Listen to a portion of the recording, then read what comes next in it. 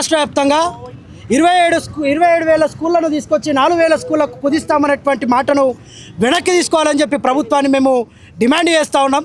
ఇవాళ 27,000 పాఠశాలలు 4,000 కుదిస్తున్నామంటే మిగతా 23,000 పాఠశాలలను మీరు వైన్స్లుగా మారుస్తారా?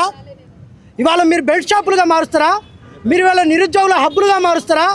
దేనిగా మారుస్తారని చెప్పి మిమ్మల్ని అడుగుతా ఉన్నాం. ఇవాళ ప్రతి గ్రామంలో ఇవాళ గ్రామం అభివృద్ధి చెందుతుంది అని చెప్పడానికి కలిగినటువంటి మొదటి కారణం ఇవాళ ప్రతి గ్రామంలో ఒక రెవెన్యూ గ్రామ పంచాయతీలో ఒక పాఠశాల ఉంటేనే కానీ దాని గ్రామ పంచాయతీగా గుర్తించేటువంటి పరిస్థితి ఉన్నది. ఇవాళ 27,000 గ్రామాలలో అంధకారాన్ని నింపుతామని చెప్పేటువంటి మీ దుస్సంస్కారాన్ని మేము వ్యతిరేకిస్తూ ఉన్నాం. ఇవాళ రాష్ట్ర వ్యాప్తంగా అనేక మంది విద్యార్థులు ఇవాళ బలిదానం అయ్యారు. వాళ్ళ పురాదుల మీద, వాళ్ళ త్యాగాల పురాదుల మీద ఇవాళ రాజ్యం నిర్మాణం అయింది. ఆ రాజ్యం నిర్మాణమైనప్పుడు 10 ఏళ్ళు దుర్మార్గమైనటువంటి పాలన నడిచిందని చెప్పి ఇవాళ మిమ్మల్ని ఎన్నుకుంటే మీరు వారికంటే దుర్మార్గంగా వ్యవహరిస్తూ ఉన్నారు. వాళ్ళ గుడిని తింటున్నారు, గుళ్ళ లింగాన్ని మింగుతున్నారు, గుళ్ళ బంగారాన్ని మింగుతున్నారు, అన్నీ మింగుతున్నారు.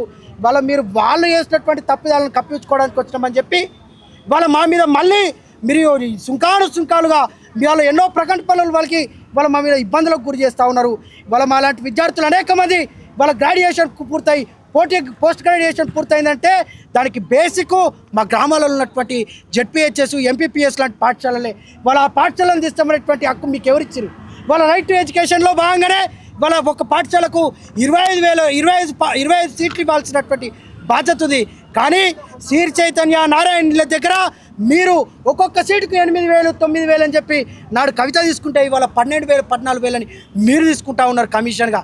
అంటే ఇది మేము ఏ రకంగా ఇస్తామని చెప్పి సందర్భంగా తెలియజేస్తున్నాం. వాళ్ళ ప్రాంతాలలో చిన్న కుగ్రామాలలో వాళ్ళు ఒక్కొక్క ఊరికి వెళ్ళి చదువుకోవాలంటే వాళ్ళు ఎక్కడ చదువుకుంటారు? 4 కిలోమీటర్లు మళ్ళీ వెళ్ళి చదువుకుంటే వాళ్ళు ఊరుకు వెళ్ళి చదువుకోవడానికి ఇష్టపడరు, అక్కడికే విద్యను ఆపేస్తారనేటువంటి దూరంలో మీరు ఆలోచిస్తున్నారేమో. మళ్ళీ మనధర్మ రాజ్యాంగాన్ని మీరు తీసుకురావడానికి ప్రయత్నం చేస్తున్నారు. భారతదేశంలో మళ్ళీ బహుజనులకు విద్యను దూరం చేసేటువంటి ఓ దుర్మార్గమైనటువంటి సంస్కృతిని మీరు తీసుకురావడానికి ప్రయత్నం చేస్తున్నారని చెప్పి సందర్భంగా తెలియజేస్తూ, మీరు కనుక ఈ విషయాన్ని వెనక్కి తీసుకోకపోతే మీరు తీసుకున్నటువంటి నిర్ణయాన్ని వెనక్కి తీసుకోమని అడుగుతున్నాం. ఇంటిగ్రేటెడ్ పాఠశాల అంటున్నారు, మోడల్ స్కూల్ అంటున్నారు.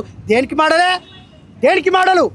మీరు చెప్పినటువంటి పాఠశాలల్లో కనీసం ఆడ గ్రౌండ్ లేదు, కనీసం వసతి లేదు.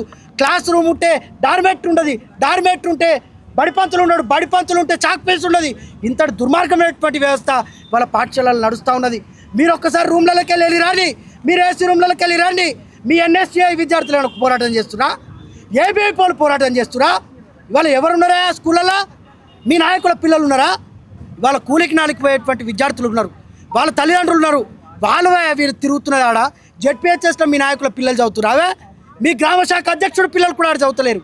మీ గ్రామ శాఖ అధ్యక్షుడు పిల్లలు Delhi public school, Hyderabad public school, కాన్వెంట్లలో చదువుతున్నారు. మీరు మాట్లాడుతురావే? ఇవాళ ఊళ్ళల్లో అత్యంత దారుణమైనటువంటి పరిస్థితి.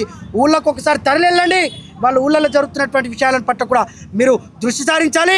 అట్లాగే ఈ మధ్యలో గంజాయి, డ్రగ్స్, మాదక ద్రవ్యాలు అనేకంగా వాళ్ళ ఎక్కడ పడితే అక్కడ పాన్ డబ్బాలలో దొరుకుతున్నాయి, సిగరెట్ దొరుకుతున్నాయి. నీ పాలనలో హోంశాఖ మంత్రి నువ్వే, ఇటు విద్యా వ్యవస్థను బస్సు పట్టించినట్టు విద్యాశాఖ మంత్రి నువ్వే, ఇవాళ హోంశాఖను బస్సు పట్టించినట్టు హోంశాఖ మంత్రి నువ్వే.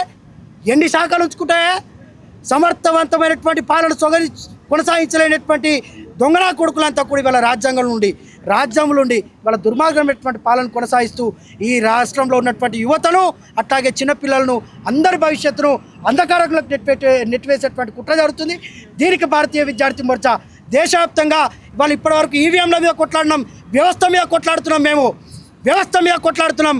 ఇప్పుడు మీ మీద కొట్లాడతాం, స్కాలర్షిప్లకు వ్యతిరేకంగా కొట్లాడతాం, మీరు చేస్తున్నటువంటి కుట్రలకు వ్యతిరేకంగా కొట్లాడతాం. కాబట్టి ఇప్పటికైనా మీరు తీసుకొచ్చినటువంటి నిర్ణయాలన్నింటినీ వెనక్కి తీసుకోవాలని చెప్పి ఈ సందర్భంగా విజ్ఞప్తి చేస్తున్నాం.